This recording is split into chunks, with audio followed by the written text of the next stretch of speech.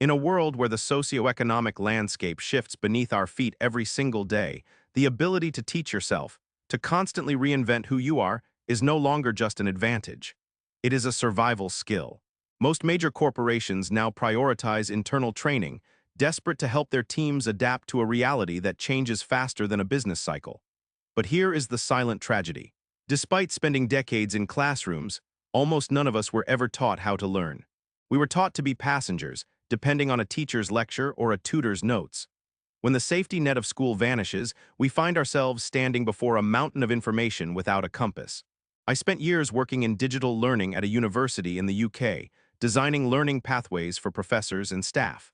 It was there I realized that if you lack curiosity, if you don't know how to dig deep and ask the right questions, your understanding will never cross the threshold of surface-level data. Self-learning is the skeleton that supports everything I do. Based on Scott Young's ultra-learning and my own journey, these are the principles to turn your mind into a high-speed engine for growth. The first principle, meta-learning, the architecture of the map. Before you touch a single book or open a software, you must answer one question: why? If I learn cinematography, it's to share my worldview on YouTube. If you learn a language, perhaps it's to unlock professional journals or negotiate with international partners. This why is the foundation of your map. Meta-learning is the process of learning how to learn a specific subject. You must divide your map into 3 distinct territories. 1. Concepts. 2. Facts. 3. Procedures. Take cooking, for example. You define the concept: is it plant-based, Western, or Asian cuisine? You identify the facts, the chemistry of heat, the specific tools required. Finally, the procedures: how to season a wok, the sequence of sautéing, the timing of spices.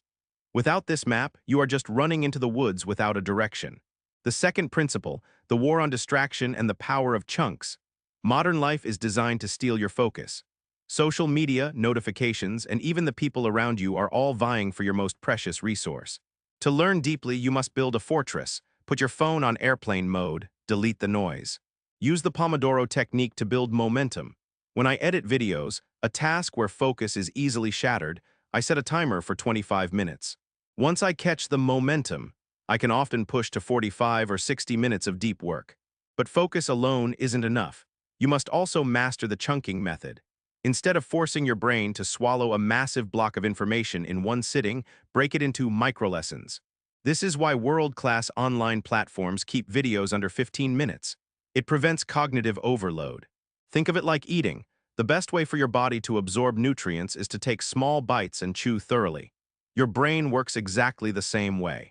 The third principle, direct learning, the reality bridge. The most dangerous trap in learning is passive consumption.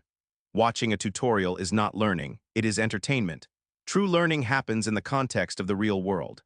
This is project-based learning. If you want to learn video editing, open Premiere Pro while the tutorial plays. If you want to learn to code, write the script as you read. This is called immersive learning.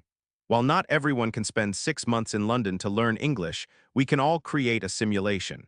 Pilots don't just read about turbulence, they experience it in a high-stakes flight simulator. It builds reflexes and confidence without the real-world risk. You can immerse yourself in a language through films, podcasts, and online conversations until your brain starts to think in that rhythm. The fourth principle, drilling, the precision of weakness. Drilling follows direct practice. You cannot know your weaknesses until you start doing the work. You have to step into the kitchen to realize your knife skills are slow or your seasoning is off. Every skill has pockets of difficulty. During my university years, I realized I was a strong presenter but a weak respondent. I dreaded the cue and accessions from the judges because I felt insecure. I solved this by drilling.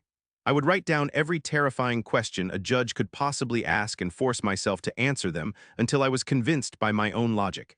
If you don't believe your own words, no one else will.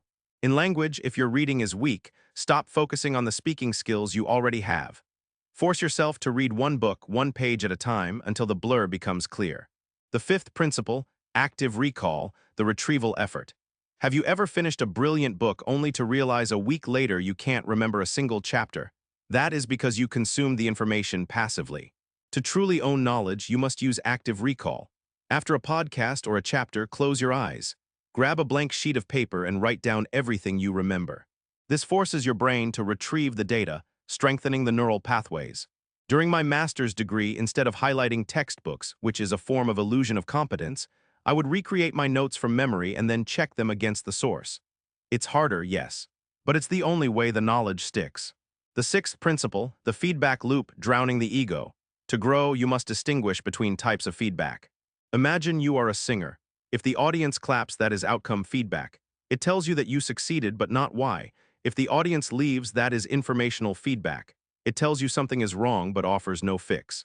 The holy grail is corrective feedback.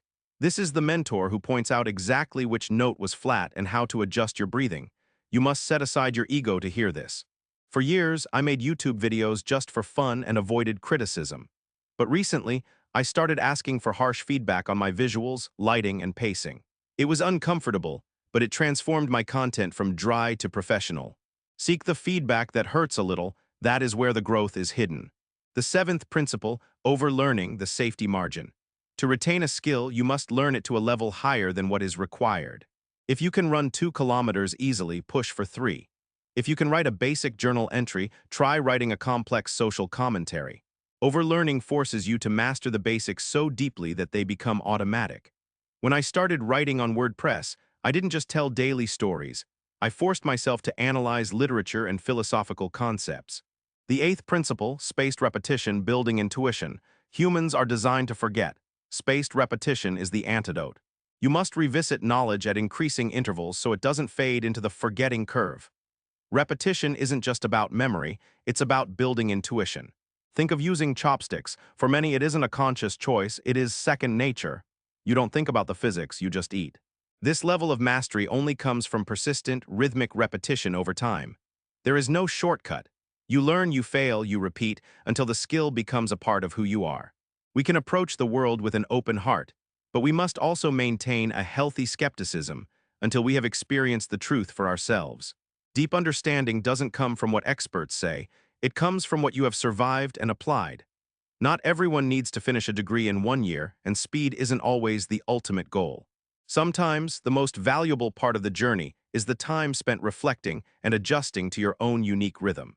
I hope you find the persistence to stay on the path you've chosen. Every effort you make to master a new skill is a brick in the fortress of your future.